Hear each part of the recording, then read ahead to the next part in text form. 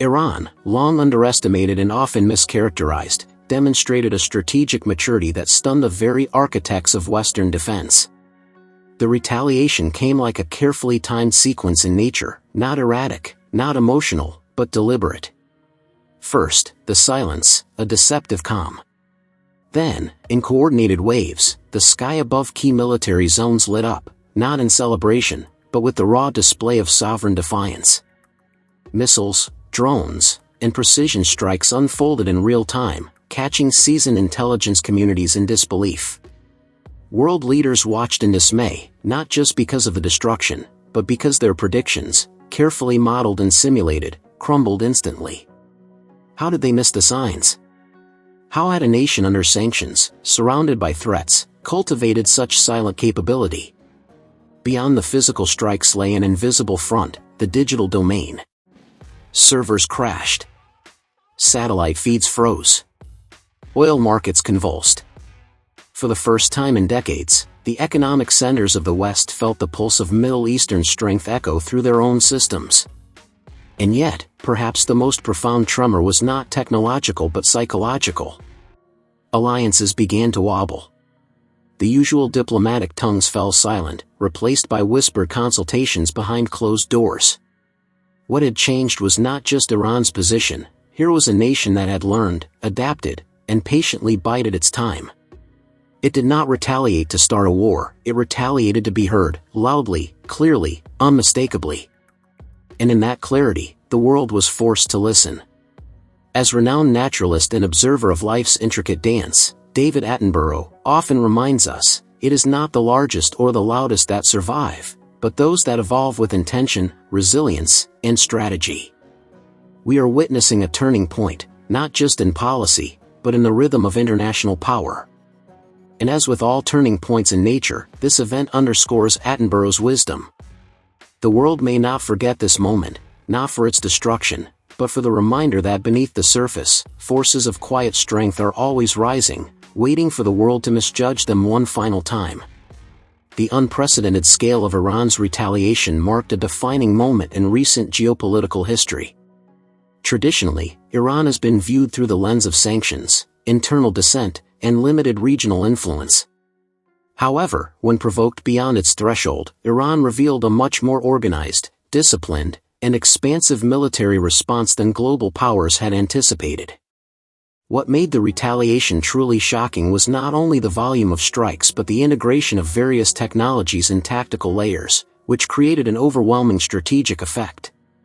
The attack didn't come from a single front or in a linear form. Instead, Iran unleashed a wave of missiles, long-range drones, and cyber operations, all synchronized with alarming accuracy. It was not a haphazard burst of aggression but a meticulously premeditated show of strength. Multiple strategic bases across the region came under simultaneous pressure, challenging even the most advanced defense systems of opposing forces. The sheer quantity and diversity of the weapons used illustrated years of hidden preparation and quiet buildup, contrary to the belief that Iran's capabilities were limited by economic constraints and international isolation. In this act of retaliation, Iran didn't just aim to respond, it sought to redefine the psychological balance in the region. The decision to deploy such a wide range of technologies, from ballistic missiles to stealth drones, indicated not only capability but intent. Iran had clearly mapped out various scenarios and was prepared for escalation, signaling that it could match force with force. This was not just a counterpunch, it was a reminder that the country was no longer a passive participant in the global order, but a state with initiative and autonomy in the face of provocation. Intelligence analysts around the world were forced to confront a painful truth: their models underestimated both Iran's operational reach and its technological adaptation. Most military assessments had focused on Iran's past behaviors and economic disadvantages, not on its capacity for surprise. The failure to foresee such a complex and large-scale response exposed a gap in global threat perception. What made the retaliation even more significant was its precision. Iran wasn't striking at random, it was choosing its targets deliberately, making each strike count both strategically and symbolically. This was warfare as communication, with every missile delivering not just destruction but a message. Iran's retaliation stood out not for its sheer destructiveness but for its remarkable strategic precision. Unlike the conventional notion of a retaliatory strike, which often seeks to overwhelm or intimidate through chaos and massive force, Iran's approach was measured, methodical, and deliberately calibrated. The operation focused on specific military objectives, infrastructure nodes, and communication networks, signaling that the response was rooted in clear intelligence and refined strategy. This precision suggested not only technological advancement but also a deep understanding of psychological and geopolitical messaging. Targets were chosen for their symbolic and strategic value. For instance, air bases housing foreign troops and logistics hubs critical to regional operations were struck with uncanny accuracy. This wasn't merely about causing damage, it was about demonstrating capability. Iran sought to disarm and humiliate, not to start a full-blown war. The selection of targets suggested extensive pre-planning, detailed reconnaissance, and a carefully maintained playbook, ready to be activated under specific thresholds of provocation. The response communicated a single chilling idea: Iran had been preparing for this, and it had been watching closely. In modern warfare, precision is more powerful than brute force. It sends a clear message to adversaries that every move has been calculated, that every consequence is intentional. Iran's decision to avoid civilian casualties and limit collateral damage added another layer of tactical sophistication. It allowed Iran to retain a sense of moral high ground while still making a powerful statement of strength. This was not an act of recklessness but one of restraint within controlled ferocity. Observers around the globe were left analyzing the depth of planning required to execute such a balanced response. It shattered long-standing assumptions that Iran's military operations would be clumsy or reactionary. Instead, the retaliation revealed an evolving doctrine focused on deterrence through precision, not provocation. The global community began to see that Iran had entered a new phase of strategic identity, one that values tactical impact over emotional reaction. This shift in behavior had major implications for military planners worldwide. It suggested that future engagements would not be simple or predictable. It forced adversaries to reassess not just Iran's tools of war, but its entire approach to conflict. The retaliation became a case study in using control, accuracy, and targeted power as instruments of geopolitical negotiation through force.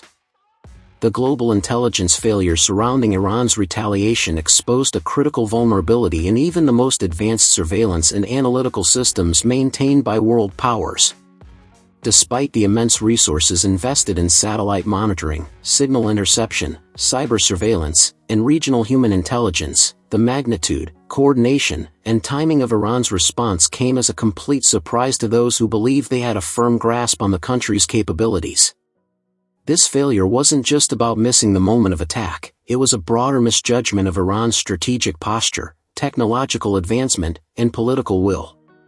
For years, intelligence agencies relied heavily on conventional metrics such as troop movements, weapons testing, and internal political shifts to gauge the likelihood of Iranian retaliation. Yet Iran had evolved its methods, concealing its intentions behind decentralized planning, hardened communications, and misdirection. The most advanced spy satellites and eavesdropping programs were unable to detect the buildup because Iran adapted with discipline, using a mix of underground infrastructure, covert supply chains, and encrypted coordination across regional allies. The very intelligence tools once believed to be infallible proved inadequate against this level of strategic deception. Adding to the failure was the overconfidence among policymakers who assumed that sanctions and diplomatic pressure had crippled Iran's ability to act decisively. This misperception led to a downplaying of the country's evolving military doctrine and over-reliance on outdated threat assessments. Intelligence agencies also underestimated Iran's regional intelligence networks, which were used not only to gather information but also to shape and distort the perceptions of Western analysts. This created a false sense of security where even high-ranking officials were blindsided by the scope and scale of the retaliatory operation. What made the intelligence failure even more consequential was its domino effect. As soon as the retaliation occurred, global leaders realized they had made decisions based on flawed data and misread signals. It eroded confidence in intelligence briefings and forced urgent internal reviews across multiple defense establishments. Questions were raised about whether the failure stemmed from a lack of resources, faulty assumptions, or cultural biases within intelligence agencies that had long underestimated Iran's resilience and ingenuity. This intelligence gap didn't just have military implications, it had diplomatic consequences as well. Allies began questioning the reliability of shared intelligence, and adversaries took note of the breach in situational awareness. In an age where information dominance is often equated with power, the inability to foresee Iran's bold response revealed that even the most technologically sophisticated nations remain vulnerable to strategic surprise. The ripple effects across global alliances following Iran's retaliation were immediate and deeply unsettling to the established order. As the strikes unfolded and the world grasped the extent of Iran's precision and coordination, allied nations began to reassess their positions, not only regarding Iran but also in relation to their dependence on Western military leadership. Countries that had long stood in diplomatic alignment with the United States found themselves caught between public solidarity and private concern, recognizing that the anticipated deterrent power of Western influence had been challenged. Iran's actions did not isolate it, it forced the global stage to reckon with its presence and capacity. Several regional players, particularly in the Middle East, began recalibrating their security strategies. Gulf states, once confident in the protective umbrella of Western military power, quietly initiated back-channel talks and diplomatic feelers toward Iran, seeking to avoid direct entanglement in any future escalations.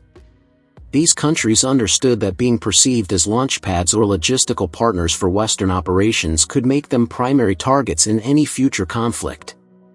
Iran's retaliation had reshaped the calculus. Neutrality or quiet diplomacy now seemed safer than open alignment. Beyond the Middle East, global powers in Europe and Asia began questioning the stability of current alliances. NATO members expressed concern over the lack of preparedness and foresight exhibited by leading intelligence agencies. The notion that one of the most watched and sanctioned countries could still deliver such an effective and unpredictable response undermined confidence in the existing global security framework. In strategic terms, it exposed fault lines within coalitions that had grown reliant on predictable threats and routine engagements. At the same time, rival nations closely observed the geopolitical tremors. Countries like Russia and China saw the situation as an affirmation of their long-standing narrative that Western dominance was waning and that alternative power structures could rise with regional legitimacy. Iran's ability to shift the tone of global diplomacy with a single act of retaliation served as a signal that smaller powers, when armed with patience, strategy, and regional influence, could alter global dynamics in ways disproportionate to their size or economic power. This shift in global alliances was not marked by formal treaties or immediate declarations, but by a quiet, steady realignment of interests, caution, and strategy. It created a new atmosphere of uncertainty where loyalty became transactional, and alliances were no longer taken for granted. Iran's retaliation did not rely solely on physical strikes, it expanded the battlefield into the digital and economic spheres, signaling a multidimensional approach to modern conflict. One of the most notable elements of the response was the use of coordinated cyber attacks targeting critical infrastructure and military communication networks across multiple nations. These digital offensives disrupted radar systems, temporarily blinded surveillance capabilities, and created confusion among command chains. The attacks demonstrated that Iran possessed not only physical firepower but also a sophisticated understanding of cyber warfare, capable of penetrating and destabilizing technologically advanced systems. In parallel, Iran's actions triggered significant disruptions to global oil supply chains, with key transport routes such as the Strait of Hormuz placed under threat. Oil prices spiked almost instantly, tankers were rerouted, insurance on shipping surged, and investors across financial markets reacted to the uncertainty with panic. This economic fallout had global implications, touching energy-dependent nations far beyond the Middle East. Markets in Asia and Europe felt the tremors as stock indexes fluctuated, and energy companies faced immediate pressure to stabilize supply commitments. Iran had, in effect, used its geographic leverage over energy corridors as a pressure point against the global economy, reminding the world of its strategic positioning. These economic and cyber components of the retaliation were not incidental, they were clearly part of a larger, integrated strategy.